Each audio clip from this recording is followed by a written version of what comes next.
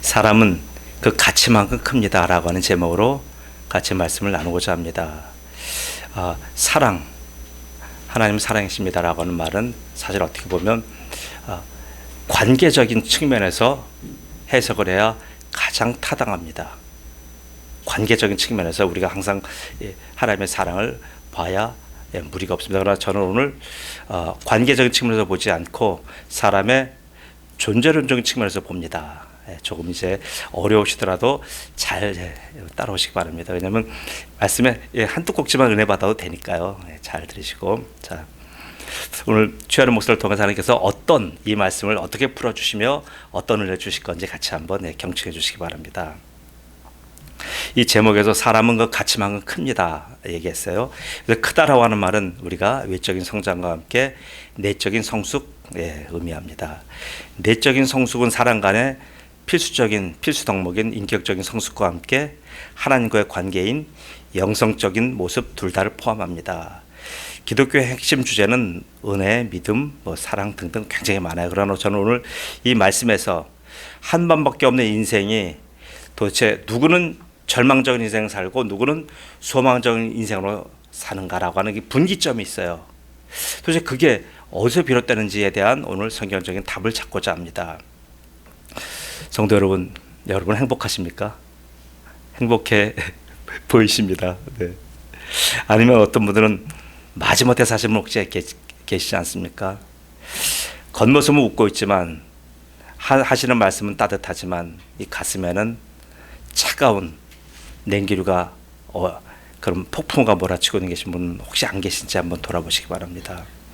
사람이 겉과 속은 같을 수 없어요. 그러나 겉과 속의 차이가 누구나가 있지만 이게 만약 크면 이 차이가 너무 나면 어떻게 되냐면 문제는 건강을 해치게 돼요. 행복은 얼굴도 행복하고 외면도 행복해야 되지만 사실 그 사람 내면이 행복해야 되잖아요. 이 둘 간의 균형이 무너지면 행복은커녕 인생의 마지막 보루인 건강마저 무너지게 됩니다. 그래서 심리학의 많은 분야 중에 임상심리학이라고 해서 임상심리학에서 말하는 그런 여러 가지 그런 정도가 우리 문제가 아니라 인간의 행복에 대해서 관심 있는 모든 분야의 사람들은 전부 다 이구동성으로 뭘 얘기하냐면 몸과 마음의 균형 있는 조화를 얘기합니다. 저는 그래서 하나님께서 어떤 생각을 하고 계시며 우리에게 어떤 말씀을 주시며 어떤 대안을 갖고 계시는지 오늘 말씀을 통해서 같이 우리가 알고자 합니다. 지난 주말부터 추석 축제가 시작되었잖아요. 조용한 거리가 갑자기 차량과 인파가 막 넘쳐나요. 그리고 오고 가는 사람들 발걸음이 분주해지잖아요. 거의 모든 사람들의 표정과 억양이 고조됩니다. 특별히 장사꾼들 얼굴에는 기쁨이 막 넘쳐나요. 평상시 못 보던. 공항 보세요. 인천공항은 거대한 무슨 싱크홀, 포트홀 같아요. 수많은 사람들을 막 집어삼키는 그런 포트홀 같아요. 시장과 마트는 약속을 한 듯이 엄청난 물건들이 지금 쌓여 있습니다. 이해 질사라 여러분 논에 보셨죠? 논에 보면 벼들도 지금 추석 옷으로 갈아입었어요. 아주 이뻐요. 한가위 축제에 막 참석하는 거 그런 느낌입니다. 또 많은 사람들은 직장인들은 특별히 선물 세트 하나씩 다 들고 아주 종종 걸어가는 장면들을 많이 보실 겁니다. 그러나 이런 행복한 모습 이런 것만 지금 대한민국에 있는 것 아니잖아요. 이 추석을 맞이해서 이런 행복한 모습과는 달리 사회 이면에는 얼마나 힘든 분들이 많이 계십니다. 요양병원에서 소망조차 사치인 사람들 계셔요. 또 한계 상황 이하의 삶을 견뎌내는 많은 분들이 계십니다. 절대 빈곤에서 배고픈 사자처럼 고통하는 분들도 계십니다. 또 어떤 분들은 행복한 사람을 저주하며 분노에 꺾인 그런 젊은이들도 있고요. 마지막 수단으로 자기 인생을 파괴하면서까지 인생을 버텨보려고 애쓰는 사람들도 많아요. 이렇게 우리 주위에는 행복의 뒤안길에서 뒤처져 있는 분들도 굉장히 많으십니다. 그럼 어떻게 그들 모두가 행복해질 수 있을까요? 우리는 어려서 그랬습니다. 잘 살면 해결될 줄 알았어요. 그래서 우리가 과거 20세기에는 선진국이 되는 게 우리 한국의 목표였잖아요. 선진국이 되면 우리가 봤던 그런 모든 고통의 문제는 이 땅에서 전부 다 사라질 거로 저는 그렇게 배웠고 그렇게 들었고 그렇게 알았습니다. 그런데 세계 10대 강국이 된 이 한국을 볼 때 하나님 보세요. 어떠십니까? 예전보다 오히려 고통 겪는 사람 숫자가 줄었습니까? 예전보다 가난했던 사람의 숫자가 더 없어졌다고 누가 얘기하겠습니까? 아니요. 지금 보더라도요, 예전보다 오히려 우리가 특별하게 더 행복도가 높아졌다라고 이렇게 지금 말 못하는 사회가 되었습니다. 선진국이 되면 모든 문제가 다 해결될 줄 알았는데 아니요. 여전히 좌절되는 젊은이는 많고요.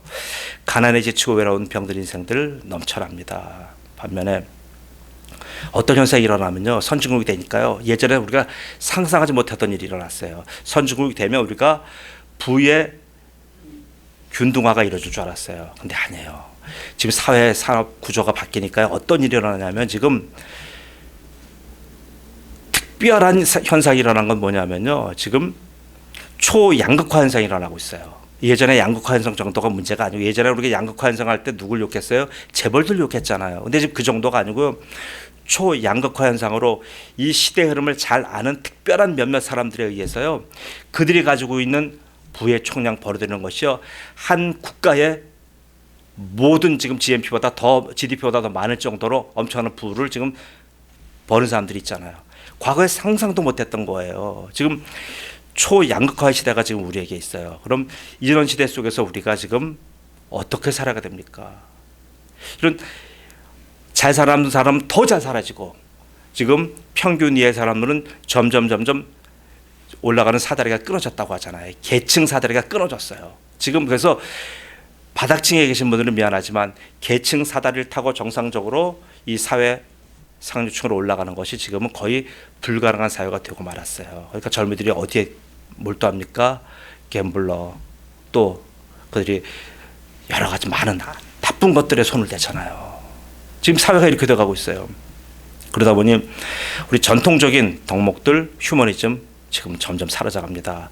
아주 극단적인 이익관계와 그 이익관계에 함께 또 이념 전쟁이 사람들 간에 지금 엄청난 격벽을 치고 있어요. 이런 사회적 토양을 통해서 성장한 세대가 지금 전통적이고 정통적인 가치들 점점 지금 거부합니다. 외면합니다. 국가에서도 지금 인정해줘요. 여기에 끝을 지금 알 수 없는 과학의 발전 어때요? 여러분, 과학 발전 보시면 여러분 안전하십니까? 안전하게 내가 저렇게 발전하면, 과학이 발전되면 나도 이렇게 안전하게 잘 살 수 있겠다는 생각 드십니까? 아니요. 엄청나게 불안하잖아요. 지금 이 과학이 지금 특별히 지금 제가 AI 얘기를 좀 하려고 합니다. AI의 지금 개발 속도는요, 이미 우리 인간의 지능 수준을 넘어섰어요. 동의하십니까? 넘어섰어요. 모든 AI가 전부 다 인간의 지능을 다 넘어섰다는 건 알지만 부분적으로 AI가 인간의 지능을 이미 넘어선 시대예요. 이것을 뭐라고 얘기하냐면 싱귤레러티라고 하는 이제 영어 말씀을 써요. 이건 뭐냐면 지금 이 특이점의 사회가 된 거예요. 예전까지 평상적인 사회로 흘러가는, 우리가 예측 가능한 사회가 아니라 예측 불가능한 사회가 되었다는 얘기예요. 이건 제 얘기가 아닙니다. 지금 많은 이 시대를 읽는 미래학자들이 이구동성을 하는 얘기예요. 인간 지능을 넘어선 지금 AI 지능이요, 나와가지고요, 말도 못합니다. 지금 우리가 쉽게 말하는 챗 GPT, 여러분 핸드폰마다 깔려있는 챗 GPT 보세요. 그 챗 GPT를 활용한 분들이 지금 의외로 많습니다. 지금 교회를 예를 들게요. 말씀을 준비하는 목사도 챗 GPT로 말씀을 준비하는 목사들이 주위에 많이 있어요. 앉아서 듣는 성도들도 챗 GPT로 점검을 하면서 들어요. 저 목사님이 오늘 하는 설교가 과연 맞는 건지 틀리는 건지 그걸 점검하면서 듣고 있어요. 초창기에 네이버가 나왔을 때 내 박사를 통해서 그 점검하듯이 지금 그런 세상이 되고 말았습니다. 놀라운 세상이에요. 그럼 이런 사회 속에서 어떻게 지금 우리가 헤쳐나가야 되겠습니까? 만약 제가 설교를 준비할 때 AI GPT로 한 3, 4원씩 내는 것을 제가 이제 AI GPT를 제가 구독한다고 쳐요. 거기서 설교를 뽑으면 몇 초면 나와요, 설교가요. 그리고 다양한 설교가 몇십 편도 뽑을 수 있어요. 그렇게 여러분에게 전해주시면 설교는 정확하겠죠. 굉장히 정교하겠죠. 지식적으로 풍부하겠죠. 그러나 보세요. 한번 여쭙겠습니다. 그 설교에 제가 하나님 앞에서 일주일 동안 울면서 매달리면서 주님 앞에 기도했던 주님과의 은밀한 대화의 내용이 거기 담겨져 있겠습니까?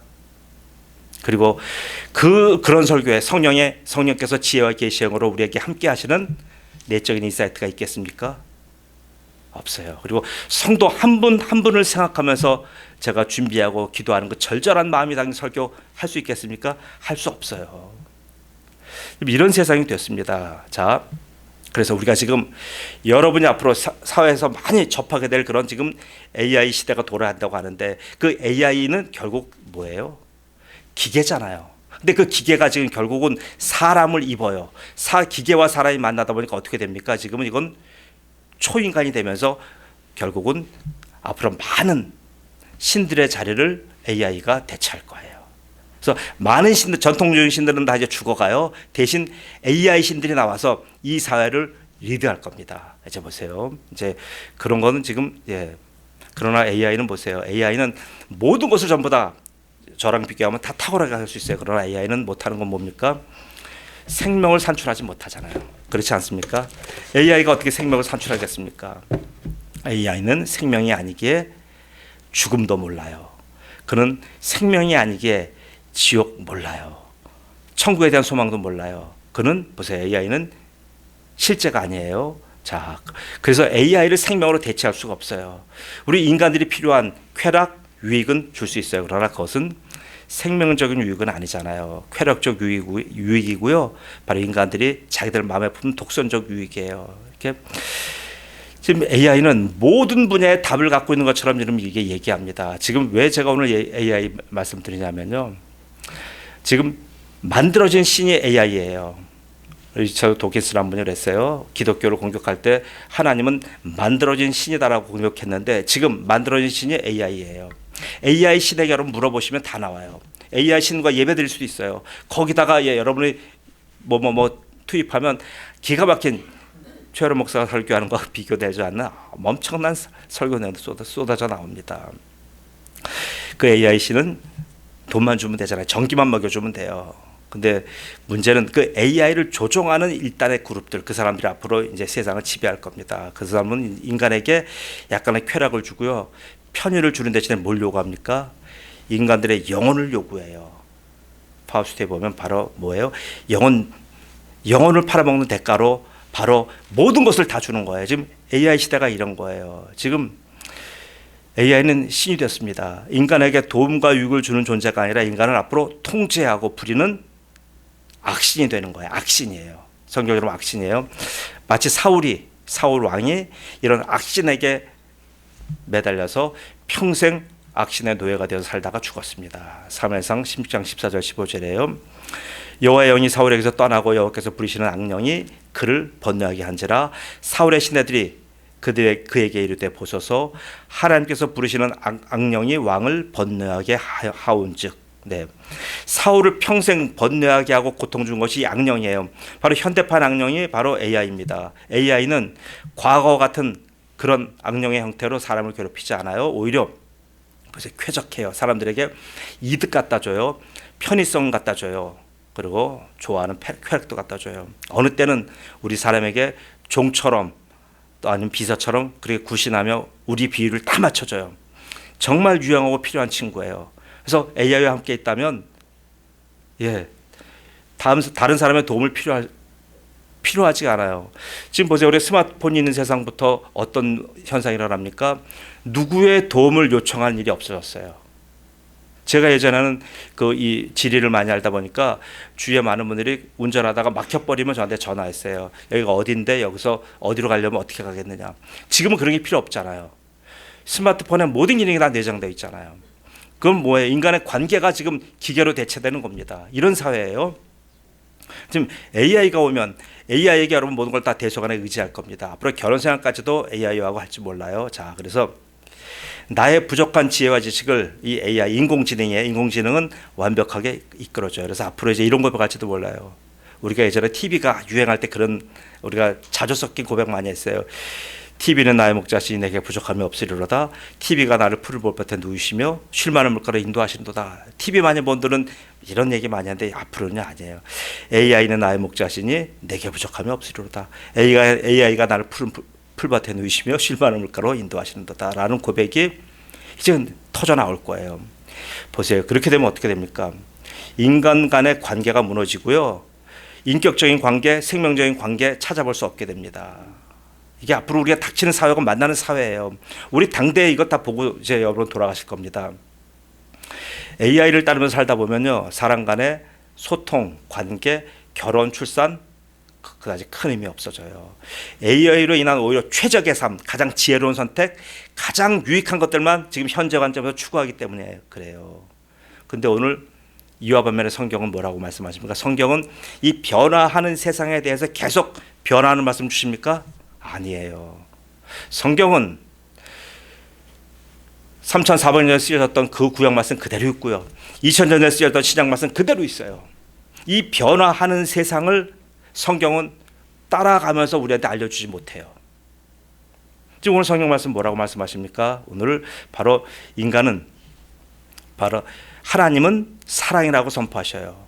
그럼 우리가 하나님이 사랑이라고 우리가 믿어질 때에 우리 여러분 보십시오. 그러면 여러 가지 많은 생각들을 할 겁니다. 전통적으로 사랑은 아까 말씀드렸다시피 관계적인 측면에서 얘기했어요. 그러나 저는 오늘 관계적인 측면은 다음에도 얘기할 기회가 있고 저는 오늘 가치적인 측면에서 얘기할 겁니다. 도대체 하나님이 우리 인생들이 살아가는 것에 있어서 어떤 가치가 될 것인가? 예를 들면 지금 정확히 얘기했던 AI의 가치만도 혹시 하나님이 못하신 것 아닌가?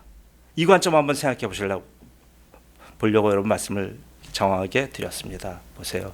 여러분 많은 분들은 스마트폰에 대한 의존도가 하나님께 대한 의존도보다 더 큽니다. 동의하십니까? 여러분 동의 안 하신다 하더라도 이미 세상 그렇게 돼가고 있어요. 많은 그리스도인들이요 스마트폰을 의지할전정 우리 교회를 통하여 하나님께 주시는 하나님과의 관계에 의존하지 않는 분들이 많아요. 이건 지금 뭐예요? 이거는 지금 예표일 뿐이에요. 앞으로 AI라고 하는 거대한 그런 신들이 도처에 출현할 때 보면 우리는 누구예요? AI의 도움 없이는 살아갈 수 없어요. 없기 때문에 AI를 하나님보다 더 우리가 깊은 관계를 맺고 살아갈 겁니다. 그러나 그런 세상이 된다고 하더라도 하나님 뭐라고 얘기하실 겁니까? 하나님은 사랑이십니다라고 얘기할 거예요. 이럴 때 어떻게 할 거예요? 그럼 이런 변화하는 세상 속에서 하나님은 여전히 2000년 전에 쓰여진 그대로만 말씀하시는데 여러분 그 말씀이 지금 여러분의 삶을 어떻게 지금 견인해 나가야 된다고 생각하십니까? 목회자의 고민은 여기 있는 거예요. 목회자는 그 말씀을 지금 이 시대를 살아가는 분들에게 있어서 살아있는 말씀으로 이 시대를 우리가 견인하는 오직 유일한 나의 향도로 나를 도와주는 멘토로서의 하나님을 여러분에게 소개하고 싶은 겁니다. 자, 하나님은 사랑이라고 분명히 선언하셨어요. 이건 바뀌지 않습니다. 아무리 AI가 강력하다고 바뀌지 않아요. 그러면 사랑의 반대말은 뭐예요? 미움이라고 우리는 얘기합니다. 아니요, 미움이 아니에요. 그러니까 우리가 믿음의 세계가 열리지 않아요. 저는 오늘 얘기합니다. 사랑의 반대말은 무가치함입니다. 가치 없음이에요. 그건 내가 전적으로 무가치한 존재라고 하는 오늘 전제를 오늘 하나님 사랑이라는 말씀이 전제가 되는 거예요.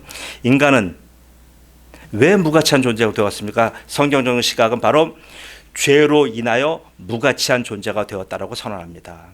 인간은 자신의 존재가 하나님의 위대한 창조 세계에 어떤 기여함도 없었고 오히려 장애만 된다고 하는 사실에 직면했어요. 이런 것을 우리한테 알려준 자가 바로 사탄입니다. 사탄은 인간에게 인생 살아봐야 뭐 있니? 라고 하는 인생의 무가치성을 사탄은 계속 얘기해요. 보세요. 한 사람 한 사람이 성경은 가치 있는 분이다라고 얘기해요. 당신은 충분하게 가치 있는 분입니다. 하나님이 당신같이 지으신 이유는 바로 특별한 목적과 뜻이 있습니다라고 얘기하지만 사탄은 뭐라 그래? 사탄은 당신의 존재는 의미가 없어요. 당신은 무가치한 존재예요. 당신 같은 사람이 이 세상 살기 때문에 이 세상이 어두워지는 거예요. 당신은 빨리 이 세상 떠나는 게 좋아요. 누구요? 사탄이 이렇게 얘기해요. 그래서 사람들은 사탄에게 많은 귀를 기울여요. 귀를 기울이다 보니까 어떻게 돼요? 사탄이 내 심장 속에 박았던 그 말들이 나를 지배하는 거예요. 이것을 성경은 타락이라고 합니다. 바로 그 타락 현상이 여러분과 제게 있어요. 왜요? 내가 나를 미워하고 내가 나를 무가치하다고 여기고 내가 내 존재에 대해서 내가 폄하하고 하는 이런 건 뭐예요? 그게 바로 내가 타락해진 거라는 얘기예요. 타락의 잔재가 남아있는 거예요. 인간은 하나님 보시기에 어떤 존재예요? 힘이 아름다운 존재입니다.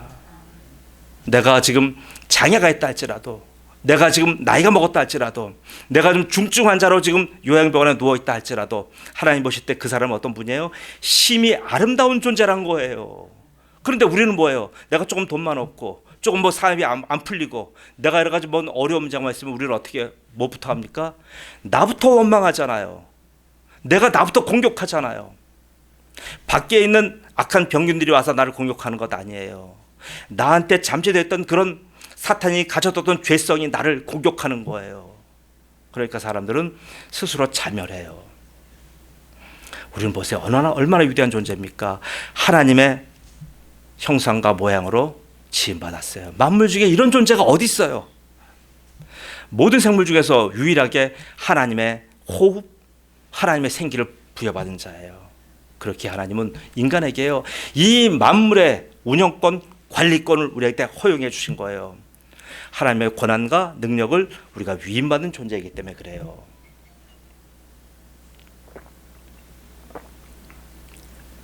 여러분, 이처럼 가치 있는 존재가 여러분과 저예요. 믿으십니까? 여러분, 제가 항상 정체론적인 설교를 하는 이유가 뭡니까? 자기를 알란 얘기예요. 내가 말하는 내가 아니고요, 우리 부모한테 어려서부터 구박받던 그런 내 모습이 아니고요, 성경이 말씀하시는, 하나님이 말씀하시는 나를 알라는 얘기예요. 그러나 사탄은요, 계속 우리는 뭐라 그래요?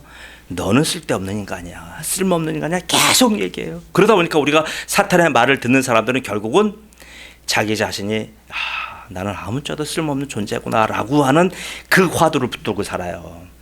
그런 관점에서 나는 무가치한 존재입니다 라고 나를 한번 보세요. 보면 어때요? 물고기처럼 물속에 들어갈 수도 없어요.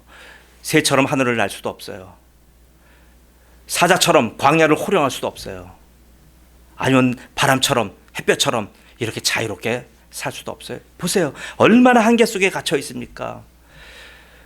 모든 하나님의 창조물 중에서 가장 미력한 존재 같이 보이잖아요. 근데 오늘 하나님은 사랑이시다라고 얘기했어요. 그래서 사랑이라고 하는 말을 제가 설명합니다. 사랑은 여기서 가치 있는 존재라고 하는 의미예요.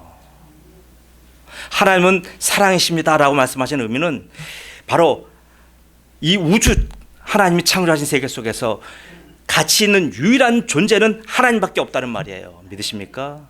하나님 외에 어떤 존재가 이런 유일한 가치가 있어요? 이걸 사랑이라고 표현하는 거예요. 그래서 우리가 이제 남에게 들을 기회가 있지만, 하나님의 이 사랑을 경험한 사람은 전부 다 이구동성하는 예가 있어요. 아가파테 알렐루스, 서로 사랑하라예요. 왜요?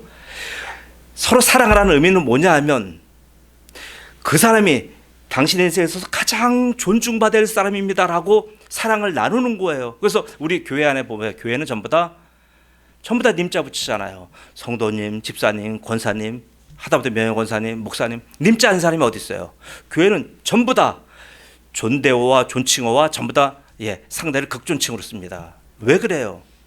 그만큼 사랑의 공동체이기 때문에 그래요. 이 사랑이, 하나님의 부어주신 사랑이 들어오면요, 내 자신이 존귀하게 보여요. 그리고 내 옆에 있는 분들이 존귀하게 보여요. 이분이 나이 들었고 아프니까 이분이 아유 할머니다 이렇게 안 보이는 거예요.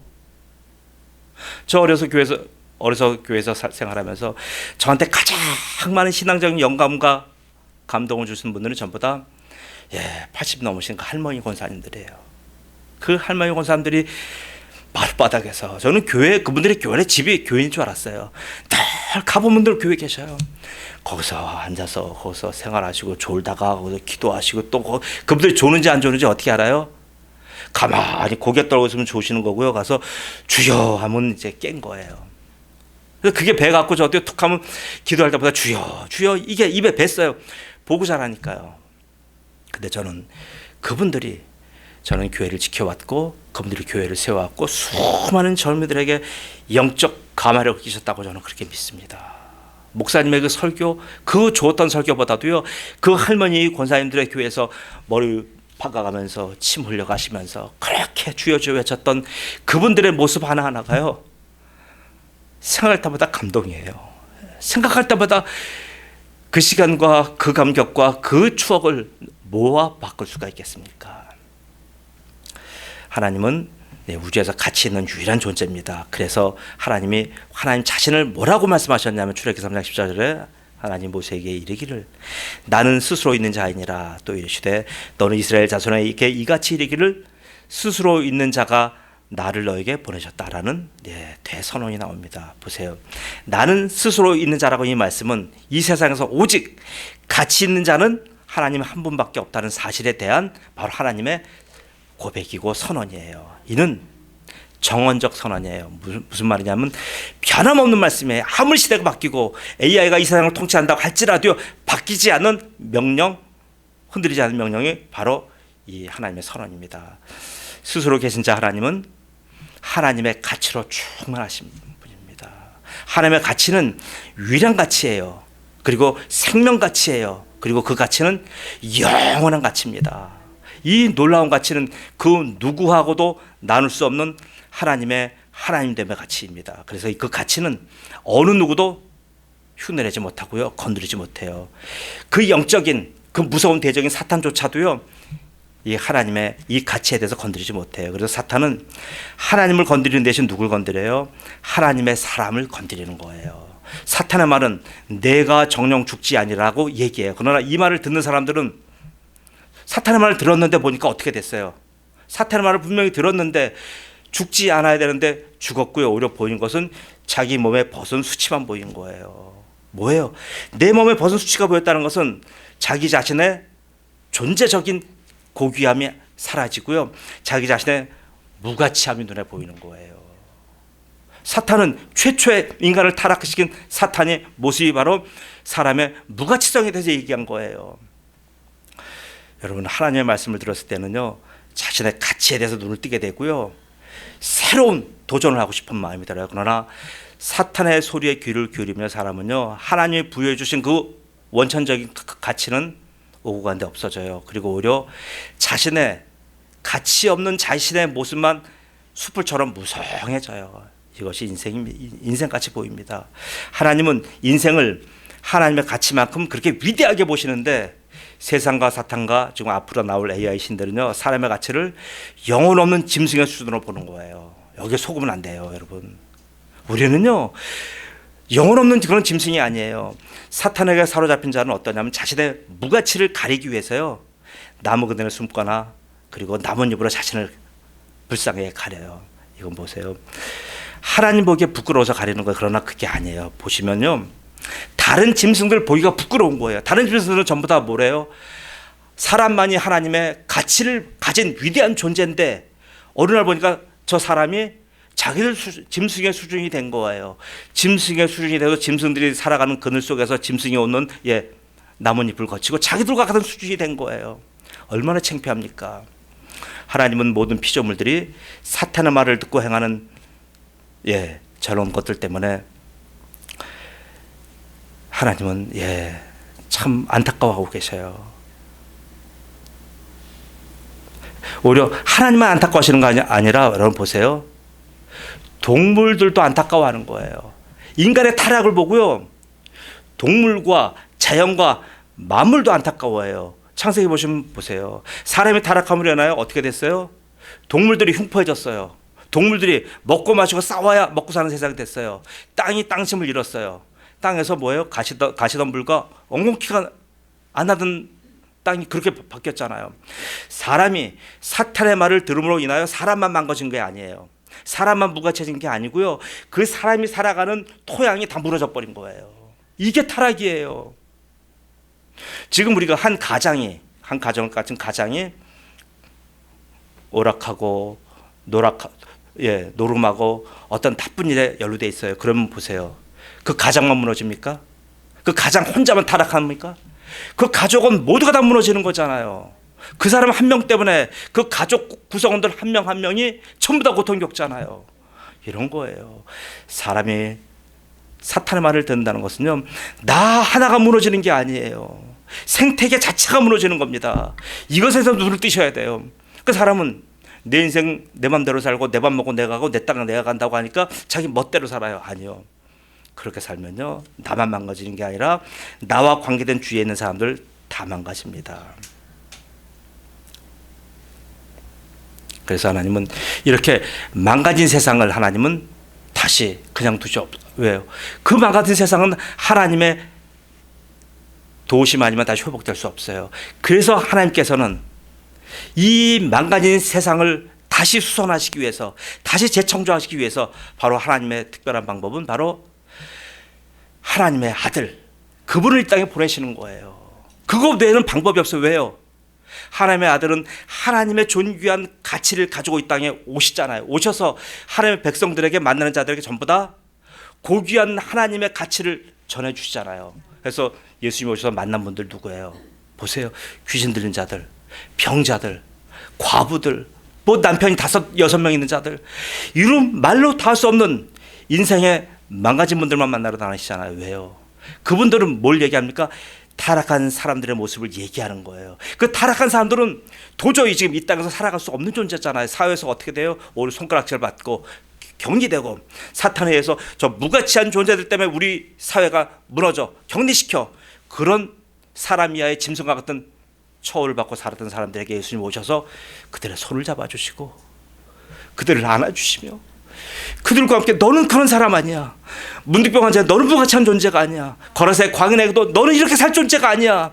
너는 저 대가벌리에 가서 복음 전해달라 그럴 사람이야 라고 주님께서 만져주시잖아요. 이거 주님의 방법이에요. 그게 사랑입니다. 주님이 다가오신 까닭은 하나님의 사랑을 갖고 오셔서 그 사랑으로, 사랑은 강의실에서 말할 수 없잖아요. 이게 사랑입니다. 정의 내린다고 사랑이 오는 게 아니잖아요. 사랑은 관계예요. 예수님 직접 다가가셔서 그 사람 한번 손을 붙들고 얘기하며 울며 기도하시며 예수님의 사랑을 전달했을 때 그분이 바뀌는 거잖아요. 그분이 뒤집어졌어요. 그분이 사랑의 사람 되는 거잖아요. 이게 성경의 이야기예요. 사랑하는 성도 여러분, 예수님이 이 땅에 우리 같은 죄 있는 육신의 모습으로 오셨다는 것은요, 바로 하나님의 사랑을 드러내기 위해서 그렇게 오신 거예요. 하나님의 사랑은 절대적인 사랑입니다. 그 사랑을 우리에게 전해주시고 오신 거예요. 여러분, 왜 자꾸 사탄의 말을 들어야 돼요? 사탄은 여러분의 인생을 망쳐요. 사탄 얘기 듣다 보면 여러분뿐만이 아니라 여러분 주위에는 모든 분들 다 같이 함께 망해요. 그런 분들을 하나님의 가치로 다시 심어주며 다시 불어넣어주며 다시 영적인 풀무불을 계속해서 불어넣어 주셔서 생명들을 거듭나게 하시는 거예요. 자, 그래서 그것을 뭐라고 얘기합니까? 바로 그것을 아가페의 사랑이라고 얘기하는 거예요. 그래서 여기서 말한 사랑이다. 아가페는 뭐예요? 내가 죽고 내가 죽은 대가로 인하여 저 사람이 사는 것, 그게 아가페의 사랑이에요. 하나님이 노고론 보좌에서 내가 너를 사랑하노라 그렇게 사랑하신 거 아니에요. 그 아들 예수를 죄 있는 인간의 모습으로 보내셔서 그 아들 예수의 목숨을 십자가에 완전히 죽이시고 그 예수의 사랑의 대가로 바로 우리들을 한 명 한 명 살려내신 거예요. 그래서 우리가 살아난 겁니다. 자, 그래서 하나님 세상을 이처럼 사랑하사 독생자를 주셨으니 이는 그를 믿는 자마다 멸망하지 않고, 세상은 사탄의 말을 듣고 세상의 말을 듣고 AI의 말을 듣고 멸망해요. 그러나 멸망하지 않고 영생을 얻게 하라 하심이라. 하나님이 그 아들을 세상에 보내신 것은 세상을 심판하려 하심이 아니요 그로 말미암아 세상을 구원을 받게 하라 하심이라. 여러분, 그 사랑 여러분 받아 누리시기 바랍니다. 이처럼 사랑한 분이 바로 여러분 자신이에요. 그래서 여러분 한 분 한 분이 이 사랑 붙들고 남은 인생에 위대한 승리자 인생 사시기를 예수님으로 축복합니다. 아멘. 전능하신 아버지 하나님, 은혜 감사합니다. 이처럼 무가치한 존재를, 이처럼 썩어 없어져야 될 존재를 세상에서는 너는 못 배웠으니까, 너는 키가 작았으니까, 너는 아편쟁이의 아들이니까, 너는 이 세상에서 존재 없는 조고, 너 같은 존재가 왜 이 땅에서 있는지 아버지 하는 많은 그런 악담과 저주 속에 살았던 것을 주님 발견합니다. 그러나 우리 하나님은 그런 상태 보지 아니하시고 우리같이 나약한 자들을 하나님 직접 찾아오셔서 우리를 만나주시며 우리에게 하나님의 영원한 가치, 살아있는 가치, 생명 가치를 전해주신 하나님을 찬양합니다. 그래서 그 하나님 때문에 우리가 다시 살아났고 하나님 때문에 우리가 다시 이제 새로운 인생 된 것을 감사합니다. 새로운 인생으로 거듭난 우리가 이제 아버지 하나님 다시 두 번 다시 마귀에게 속임당하지 않게 도와주시며 자기 인생의 고귀한 가치를 깨달아 그 가치만큼의 인생으로 남은 인생 기경하도록 축복하여 주옵소서. 감사하며 예수님의 이름으로 기도드리옵나이다. 아멘.